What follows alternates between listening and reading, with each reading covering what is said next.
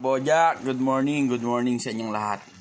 Ito po yung second batch ng ating gulay na fresh from Baguio. Dahil po malalaki yung ating pechay Baguio at saka yung ating cabbage, hinati po natin yon mga kaboja. At yan po, ginisa natin. May konti naman pong ground pork yan, hindi lang masyado makita kasi marami po yung ating gulay. Gigisa lang natin yan mga kaboja ko. At talo na, may konti pa po diyang cauliflower. Dahil medyo maliit siya, 2 pirasong medyo maliit yan. Pero yung cabbage at saka yung ating pechay Baguio talaga mga kabojak. Yun lang naman ang ating purpose yan. Igigisa natin. So may konting onion leeks. Pwede na. Kahit wala ang kanin mga kabojak.